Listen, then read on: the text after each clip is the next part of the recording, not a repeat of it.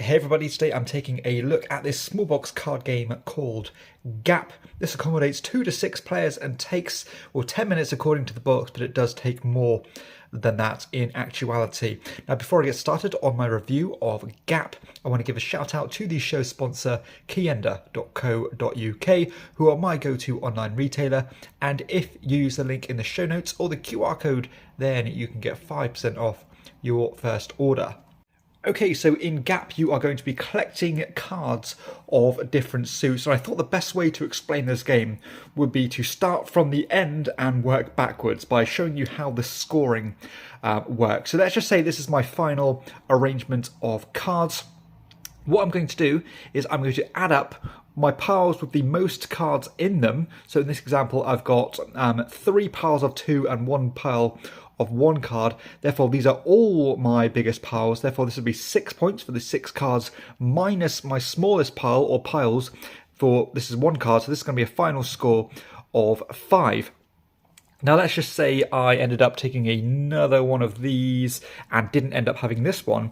Then you can see my biggest pile is the 3. That'd be 3 positive points, and I've got 2 piles of cards in my lowest for minus 4 points. Therefore this arrangement would be minus 1 point. So hopefully that makes sense. So it basically is going to be your biggest pile or piles of cards minus your smallest pile or piles of cards. So now we know how the scoring works. Let's show you how the game actually plays. So depending on the player count, you are going to have a number of cards in your hand. So in a 3-player game, you're going to start with 6 cards. And you're going to choose one of these cards to play. So let's just say I chose this 9. I'm going to play it in front of myself like so. And what you're going to do is you're going to have a look at the cards in the center. So first off, if I have any identical numbers there, so in this example there's none because there's no 9s, but if there was, I would take all of the 9s and add them to my scoring pile.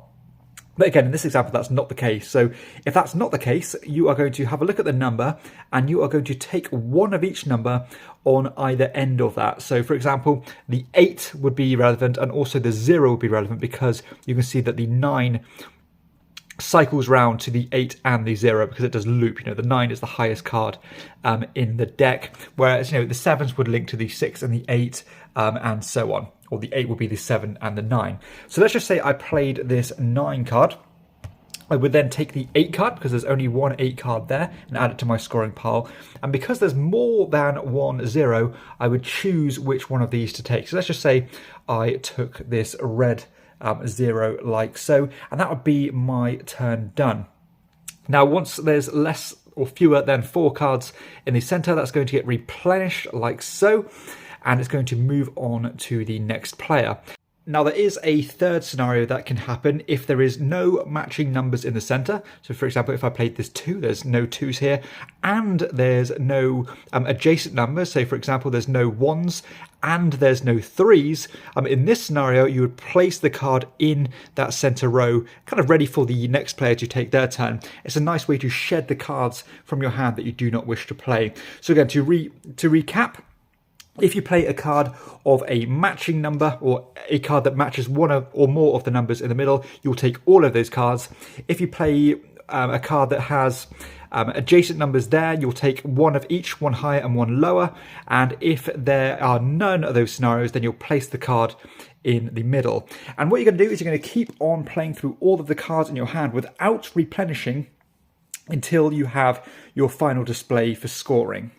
So once all of the players have played through their entire hand of cards, again 6 cards for 2 or 3 players, I think it's 5 cards for 4, 5 or 6 players, then you're going to work out your scoring based on what I explained earlier and tally your points somewhere. So you can either write your scores down on a sheet or something like that. Now the game does suggest to play to a fixed amount of points. So for example, if you wanted a short game, then it says play until somebody reaches 15 points, a medium game 30 points, or a long game, a massive 70 points.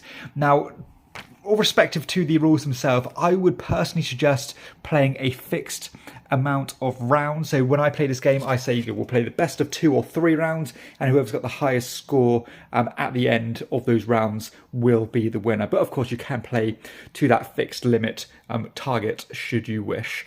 Okay, so let's share some thoughts on Gap. Now, if you watch my channel regularly, you might know that I am a fan of small box card games. This is a very tactical one. You're always reacting to what's in your hand and what's in the central display there. But I do really enjoy the scoring system in this game. It is kind of on a knife's edge, and you need to balance things very carefully, but I do like the different approaches that you can take here. Now, do you want to completely stockpile one colour and make a really long column to make that as your positive points and try to avoid taking other colours, but you might be able to afford to take one or two just to chip a point away from your tally? Or do you want to take that big risk of balancing all of your piles and making them all count as positive points? And I've seen that pay off, and when it pays off, it is very satisfying.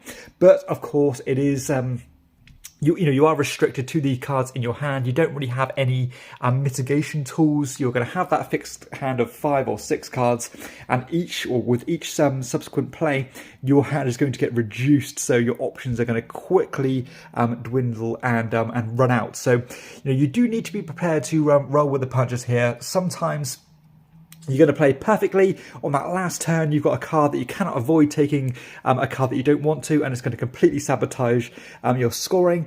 But if you go into the game with the mindset that that's probably going to happen, then I think you can still get some enjoyment out of this, despite that being a good kind of frustration for me, because the rounds are fairly quick. It's not a long, strategic, drawn-out game, and it's a game where you're going to have to roll with the punches and just adapt to what you are playing at any time. So it kind of reminds me of a game like Six Nimmt, where the more cards you play, your options are running out, and by the time it gets to the end, you are forced to play certain cards. But kind of in contrast to that, when you do manage to pull off that big play, and that final arrangement of cards is one that suits you perfectly, because you can ditch off that card that doesn't reach any of the standards and just put it straight in the middle, that just feels so much fun. So sometimes it's worth taking that big gamble to get that big swing of points. I do enjoy the passive player interaction with this game, because you are all basing your turns off this central display of cards, and of course it's always going to be changing in between your turns. In smaller player count games or lower player count games, it's a bit less chaotic, because you can, there's only going to be a certain amount of cards that are taken before it's your go again. And of course, in those higher player counts, planning is going to be even that much more difficult. But that being said, there are more suits there to be played, because if you are playing with more players, you're going to add more colours in there to give you more scoring, which can of course make you spin more plates when it comes to juggling your columns of cards. So generally I do like the way this game scales. At 2 players it's a bit more deterministic. At the higher player count it's a bit more chaotic. So it kind of depends on the experience that you want here. But all in all, the turns are very fast. Ultra snappy turns, so there's not much downtime, and generally it's engaging, and it's nice to have a game that does scale from 2 to 6 players.